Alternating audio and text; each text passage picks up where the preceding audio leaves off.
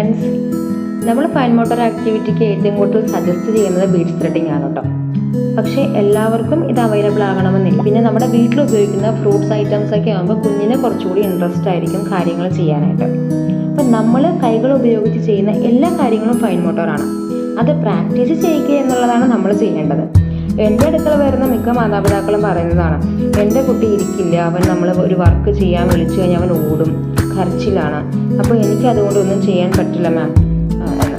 അപ്പോൾ നമ്മൾ ചിന്തിക്കേണ്ട ഒരു കാര്യമുണ്ട്, ഒരു ഓട്ടിസം കുട്ടി അല്ലെങ്കിൽ മറ്റൊരു ബുദ്ധിമുട്ടുള്ളൊരു കുട്ടി എന്ന് പറയുമ്പോൾ അവർ അവരുടേതായ ലോകത്തായിരിക്കും. അപ്പോൾ അവരെ നമ്മൾ നമ്മളുടെ ഒരു രീതിയിലേക്ക് നമ്മൾ കൊണ്ടുവരിക എന്നുള്ളത് വളരെ ബുദ്ധിമുട്ടുള്ള കാര്യമാണ്. അപ്പോൾ കുട്ടി വാശി കാണിക്കും, ഓടും, അവൻ അത് ചെയ്യാതിരിക്കാൻ വേണ്ടി പരമാവധി ശ്രമിക്കും. അപ്പോൾ നമ്മൾ നിർബന്ധിച്ച് അത് ചെയ്യിക്കണം.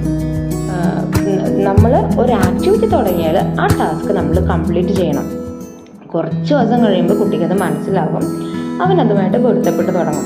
അപ്പോൾ നമ്മൾ ആക്ടിവിറ്റി ചെയ്യുമ്പോൾ ശ്രദ്ധിക്കേണ്ട കാര്യങ്ങൾ ഇതൊക്കെയാണ്. ഒന്ന്, നമ്മൾ നല്ല മോട്ടിവേഷൻ കൊടുക്കുക.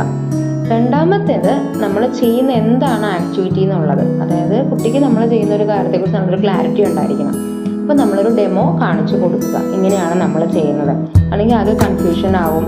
അപ്പോൾ വീണ്ടും ഒരു ടാൻട്രംസ് കാണിക്കാനുള്ള സാധ്യത കൂടുതലാണ്. പിന്നെ എത്ര കുട്ടി എസ്കേപ്പ് ചെയ്യാൻ ശ്രമിച്ചാലും ആ ഫുൾ ടാസ്ക് നിർബന്ധിച്ച് ചെയ്യിക്കുക, അല്ലെങ്കിൽ കുറച്ച് കഴിയുമ്പോൾ ഭയങ്കര ബുദ്ധിമുട്ടായിരിക്കും. പിന്നെ ചെയ്യുന്ന ഓരോ സ്റ്റെപ്പിനും നമ്മൾ കുട്ടീനെ അഭിനന്ദിക്കുക.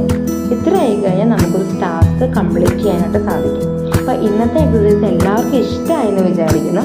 മറ്റൊരു വീഡിയോ ആയിട്ട് നാളെ വരാം. Bye, thank U.